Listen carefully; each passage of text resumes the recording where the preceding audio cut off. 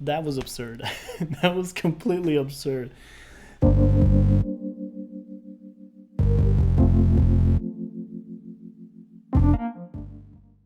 I have never seen The Hitman's Bodyguard, and I didn't think I had to watch this movie.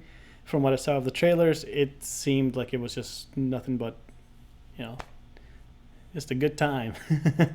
Hitman's Bodyguard stars Ryan Reynolds, Samuel Jackson, Selma Hayek, Antonio Banderas, that one guy that played the monkey, half man from Umbrella Academy. He's also in there. It's pretty cool. And Frank Grillo. I haven't seen the first one, like I said, but you don't have to.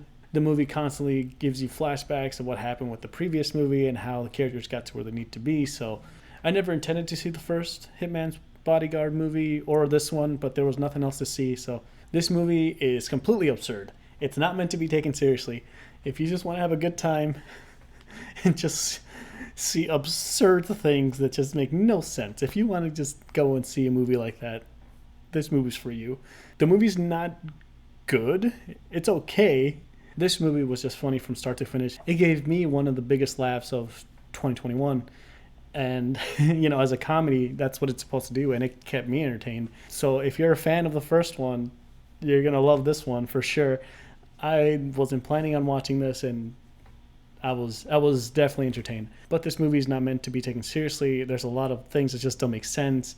Like people carrying, Uzis, shooting at the good guys, and somehow they're evading all of these bullets. It it didn't make any sense to me. It was just kind of dumb humor, but for me, for a movie like this, it worked. For me, it made me laugh because of how absurd it was, and Ryan Reynolds and Samuel Jackson just were fantastic. But Selma Hayek, man, this woman is still gorgeous to this day. I haven't seen her play a role like this that's so completely off the rails and constantly swearing and shooting at people. I've never seen her play a role like this, so this was kind of interesting for me to see that. But it's not meant to be taken seriously. Just go out and have a good time with this one. Not going to win any awards. It's just a popcorn flick, just a regular B-movie flick. Since I was moving, I wasn't able to review certain movies, so I will just kind of give my little thoughts on those.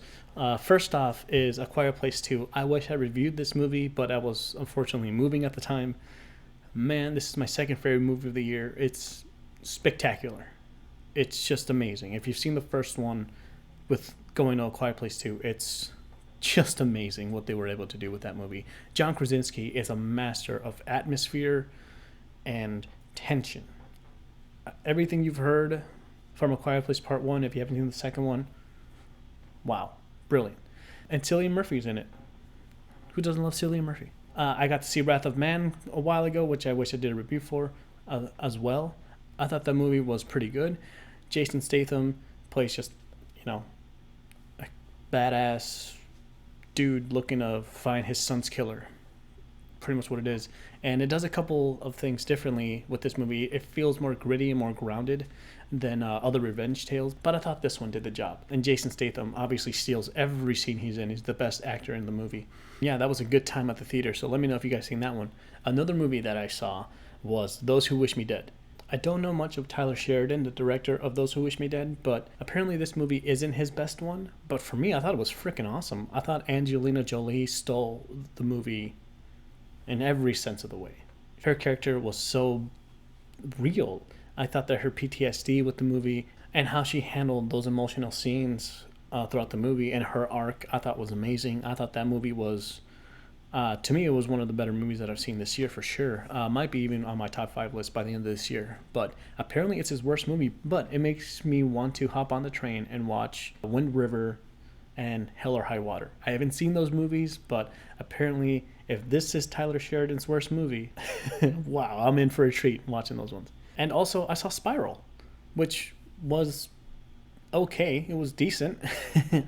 I thought Chris Rock stole the movie for sure. Absolutely killed it.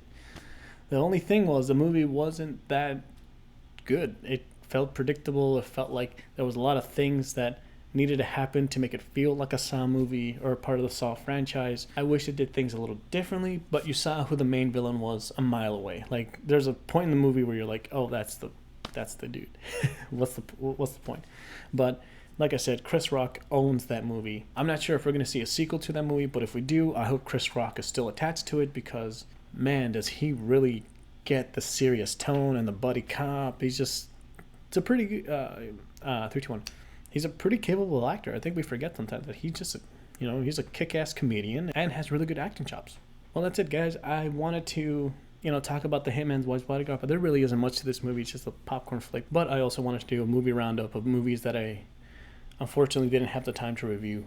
But at least I gave you my 2 cents on it, and now I think we're all caught up. If there's anything you want me to watch or review, by all means, send me an email. I'll leave it in the comments below, just visualvarietyradio@gmail.com. Also in the description, there's a couple things. There is the Astronaut playlist, pretty much has like an atmospheric soundtrack to what I think are just, songs that hit you when you're feeling a little different. Let me know what you guys think of all those movies. Drop me a comment, leave me a like, share the video.